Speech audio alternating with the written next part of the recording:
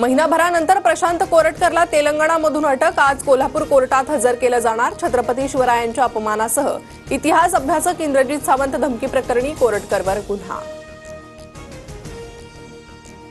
मोबाईलचं location track करून कोरटकरला अटक झाली। पुढील कारवाई पोलीस करणार। शिवरायांचा अपमान खपवून घेतला जाणार नाही, गृहमंत्री देवेंद्र फडणवीसांचा इशारा।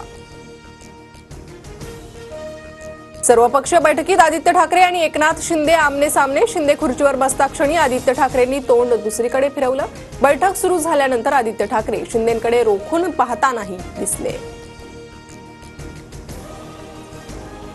एकनाथ शिंदे गुन्हेगार, आमच्या डोळ्याला डोळा मिळवण्याची ताकद कुठल्याही गद्दारामध्ये नाही। सर्वपक्ष बैठकीत शिंदेंनी आदित्य ठाकरेंकडे नजर न मिळवल्यानं संजय राऊतांची खोचक टीका। नगरविकास मंत्र्यांनी मुंबईतील रस्त्यांचा घोळ करून ठेवला, मात्र बैठकीच्या शेवटी येऊन खातूरमातूर उत्तरं देऊन गेले। आदित्य ठाकरेंचा उपमुख्यमंत्री एकनाथ शिंदेंवर हल्लाबोल। राज्यात चांगला कारभार चालला की विरोधकांना थातूरमातूर वाटतं, त्यांच्यासारखे घोटाळे केल्यास कारभार स्वच्छ वाटेल।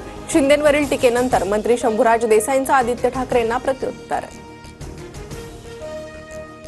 मला कुणाचीही भीती वाटत नाही, माफी मागणार नाही। गाण्यात जे बोललो तेच अजितदादाही शिंदेंविषयी बोलले होते। कुणाल कामराचा सोशल मीडिया पोस्टवरून निशाणा।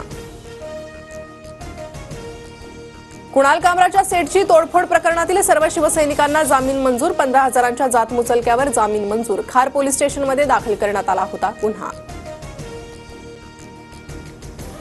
कल्याणमध्ये शिवसेनेचे माजी नगरसेवक मोहन उगले यांना महिलेकडून मारहाण। रस्त्याच्या भूमिपूजन कार्यक्रमावरून दोघांमध्ये वाद। व्हिडिओ सोशल मीडियावर व्हायरल। आरोपी खोक्याचा कारागृहात जाण्याआधी जेवण करतानाचा व्हिडिओ व्हायरल। खोक्यासोबत त्याचा मित्रपरिवार, पोलीसही दिसतायत। कोर्टाकडून खोक्याला 14 दिवसांची न्यायालयीन कोठडी।